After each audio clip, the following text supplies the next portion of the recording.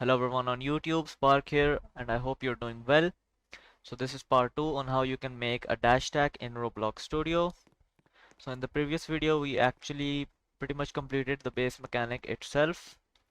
It does the damage, plays the animation, and does the dash itself. But it's lacking a few things such as stun, so that you can actually combo from this attack. It's also lacking a sound effect as well as a hit animation which should be playing on the opponent. So we're gonna add all those three things in this video today. Make sure to watch the previous two videos if you want to understand what's going on. The links will be in the description. So let's get right into it. So in order to create stun, we're first gonna need to create an attribute named stun. So there's two ways to create this attribute depending on what type of model you're using. If you're using a custom model, then we'll have to do a bit of coding. And if you're using a custom model, then you can just click on the model itself. I've stored it here in replicate storage. Go here and in the attributes section, add a boolean named stunned. So that's it for custom models. If you're using the default model, here's what you're gonna do.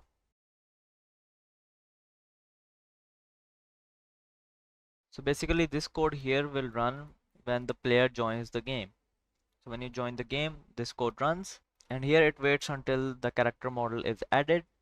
So that's your default model, and as soon as it's added, it will set the attribute stun to false.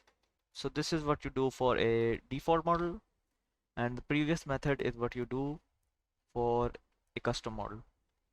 Now we're going to go back in the local script.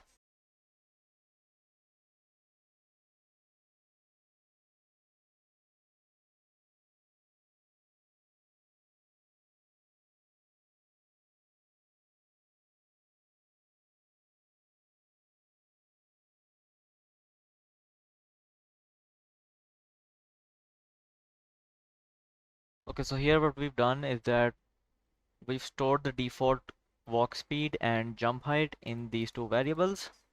Then we've created a coroutine. So basically all the code that's in the coroutine will not stop any of the other code from running.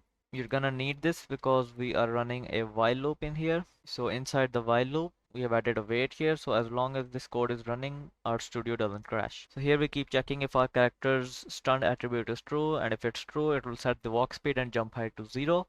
Otherwise, it will just keep setting them to the default values, which are stored here.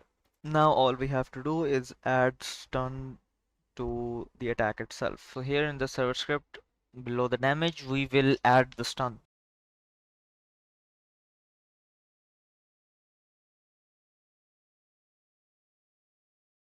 So here we set the opponent's stun attribute true.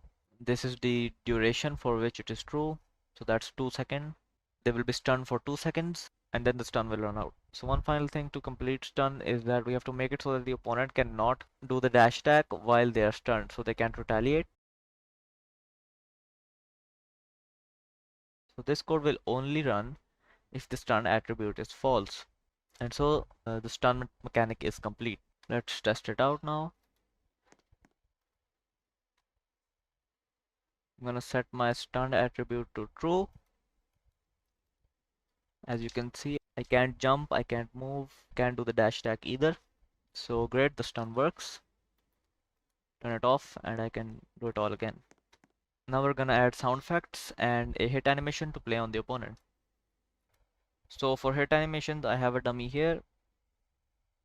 I'm gonna take this 2-second stun animation.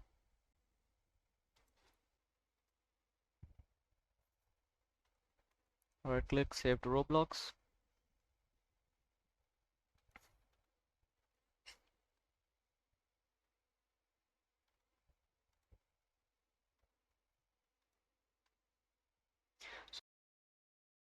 So here I have a folder for animations.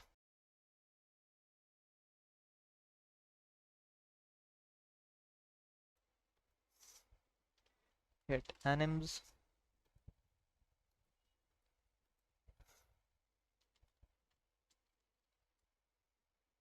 paste the ID in.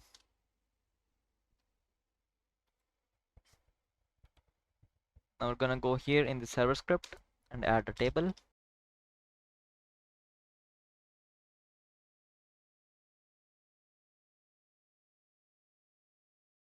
So this is the directory for the animation. Now we're gonna play it right here where it takes the damage.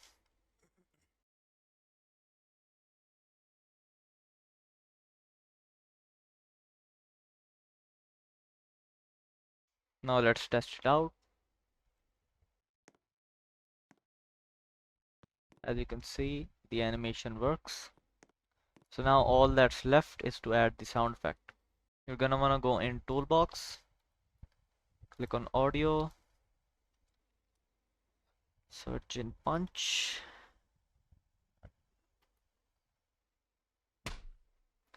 I'm gonna select this one. So I already have a folder of sound effects. So click on that folder and click on Insert. So there's the sound effect. Now again, we're gonna be playing it on the server side so everyone can hear it.